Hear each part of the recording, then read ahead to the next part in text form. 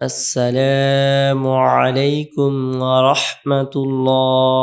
দোয়ায়ে ইউনূস ৪০ বার পড়লে কি হয়? আল্লাহর কারিশমা দেখুন। দোয়ায়ে ইউনূস এটি এমন একটি দোয়া যে দোয়াটি হযরত ইউনূস আলাইহিস সালাম মহা বিপদের সময়, মুসিবতের সময়, কঠিন পরীক্ষার সম্মুখীন হয়ে এই দোয়াটি পাঠ করেছিলেন। আল্লাহ পাক রব্বুল আলামিন তাকে কুদরতিভাবে হেফাজত করেছেন। আল্লাহ তাআলা গায়বী সাহায্য প্রদান করেছেন। আল্লাহ পাক রব্বুল আলামিন তার মর্যাদাকে ফিরিয়ে দিয়েছেন। যে কোনো বিপদগ্রস্ত ব্যক্তি, অভাব অনটনে পতিত রয়েছে এমন ব্যক্তি, দুঃখ কষ্টে পতিত রয়েছে এমন ব্যক্তি, একাগ্রতার সাথে মনে প্রাণে বিশ্বাস রেখে দোয়ায়ে ইউনূস পাঠ করে আল্লাহ পাক রব্বুল আলামিন তার কঠিন বিপদ আপদ বালা মুসিবত দুঃখ কষ্ট দূর করে দিবেন। আল্লাহ পাক রব্বুল আলামিন তাকে কুদরতিভাবে সাহায্য প্রদান করবেন, গায়বী সাহায্য প্রদান করবেন।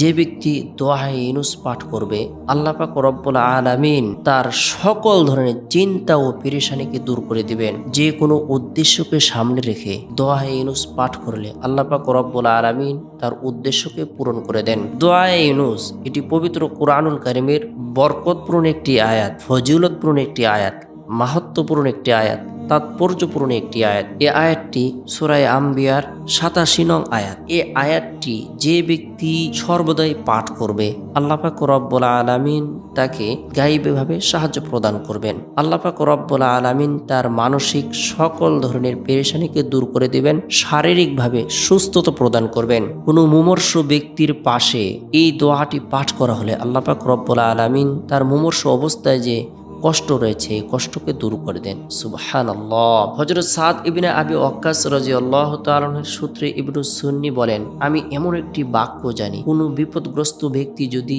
এটি পাঠ করে তাহলে আল্লাহ তাআলা তার বিপদ দূর করে দেন। তা হলো নবী ইউনূস আলাইহিস সালাম এর বাক্য, যেটি তিনি মাছের পেটের অন্ধকারে পাঠ করেছিলেন। লা ইলাহা ইল্লা আনতা সুবহানাকা ইন্নী কুনতু মিনাজ জালিমিন।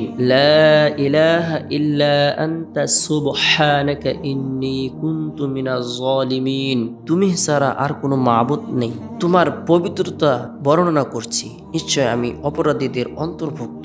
যে ব্যক্তি এই দোয়াটি পাঠ করবে আর আল্লাহ তাআলার সাহায্যের জন্য সে আশাবাদী হবে, আল্লাহ পাক রব্বুল আলামিন অবশ্যই তাকে সাহায্য প্রদান করবেন। দোয়ায়ে ইউনূস সর্বদাই যে ব্যক্তি পাঠ করবে, আমল করবে, আল্লাহ পাক রব্বুল আলামিন তার চিন্তা ও পেরেশানিকে দূর করে দিবেন, তার দোয়াকে কবুল করবেন। ৪০ বার কোনো ব্যক্তি যদি পাঠ করে আল্লাহ পাক রব্বুল আলামিন তার অভাব অনটনকে দূর করে দিবেন, তার দুঃখ কষ্টকে দূর করে দিবেন, চিন্তা ও পেরেশানিকে দূর করে দিবেন। আমরা যে কোনো নামাজ সম্পূর্ণ করার পর পাক পবিত্র অবস্থায় তওবার নিয়তে একবার ইস্তিগফার পাঠ করব।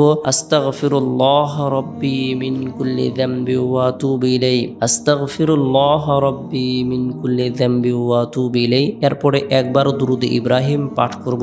আল্লাহুম্মা সাল্লি আলা মুহাম্মাদ ওয়া আলা আলি মুহাম্মাদ কামা সাল্লাইতা আলা ইব্রাহিম ওয়া আলা আলি ইব্রাহিম ইন্নাকা হামিদুম মাজিদ।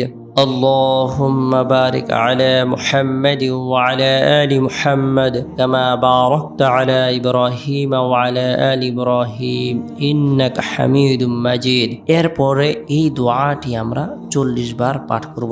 লা ইলাহা ইল্লা আনতা সুবহানাকা ইন্নী কুনতু মিনাজ জালিমিন। হযরত ইউনূস আলাইহিস সালাম মাছের পেটে ৪০ দিন পর্যন্ত ছিলেন। এই দোয়াটির উছিলায়, এই দোয়াটির বরকতে আল্লাহ পাক রব্বুল আলামিন তাকে কুদরতিভাবে রক্ষা করেছেন। আল্লাহ তাআলা তার কঠিন বিপদ দূর করেছেন। আল্লাহ পাক রব্বুল আলামিন তাকে সাহায্য প্রদান করেছেন। আমরাও যদি ৪০ বার পাঠ করি, আল্লাহ তাআলার দরবারে সাহায্য প্রার্থনা করি, আল্লাহ পাক রব্বুল আলামিন আমাদেরকে সাহায্য প্রদান করবেন।